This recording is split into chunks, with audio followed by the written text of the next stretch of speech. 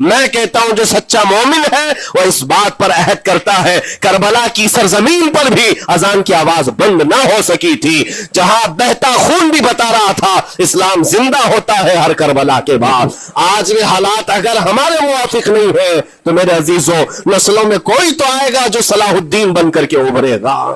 نسلوں میں کوئی تو آئے گا جو غریب نواز کا غلام بن کر معین الدین بن کر کے نکلے گا، اس لیے کہ حالات ہر وقت ایک طرح کے نہیں ہوتے۔ ہم نے تاریخ دیکھی ہے اور رب تعالیٰ کا قانون ہے، کبھی بادشاہوں کو فقیر بنا دیتا ہے اور کبھی فقیروں کو بادشاہ کا منصب عطا کر دیتا ہے۔ جب سرکار غریب نواز دلی کے سرزمین پر آپ بیٹھے ہوئے تھے اپنے صوفیہ کی جماعت کے ساتھ،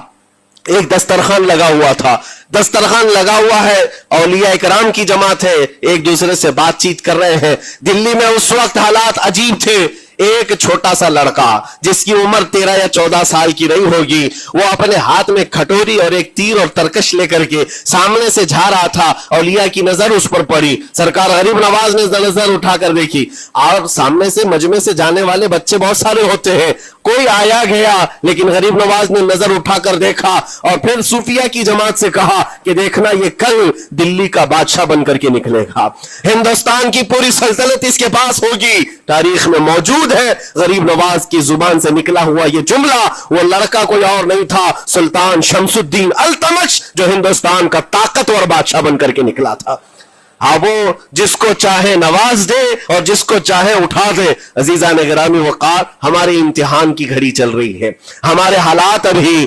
یعنی بیک کی طرف اگر جا رہے ہیں تو اس کا مطلب یہ نہیں ہے کہ ختم ہو گئے، ہم یہ دیکھتے رہیں گے اور رب تعالیٰ کی مدد کا انتظار بھی کریں گے۔ ہمارے ساتھ جو کچھ بھی ظلم ہو یا ناانصافی ہو، ہر ایک چیز کے لیے ہم اتنا ہی کہتے ہیں یہ وقت بھی گزر جائے گا، رات ہمیشہ نہیں ہوتی، صبح کا اجالا ضرور آئے گا،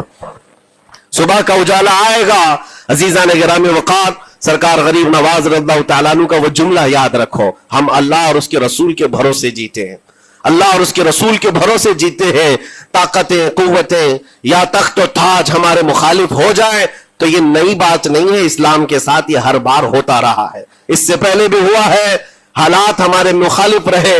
اولیاء کاملین کی جماعتیں دیکھیے، اہل بیت اطہار، رسول اللہ کی آل، اتنے میں آپ کو شہادت کے واقعات اگر بتا دوں، آپ کو تو صرف ایک کربلا معلوم ہوگا، ایک کربلا سنا ہوگا کثرت سے، لیکن جانتے ہو رسول اللہ کی آل میں سے کئی ایسے صاحبزادے ہیں جن کو جیلوں میں ایک سال نہیں 7 سال 8 سال تک بند رکھا گیا۔ امام موسیٰ کاظم رضی اللہ تعالیٰ عنہ کو 7 سال تک جیل میں رکھا۔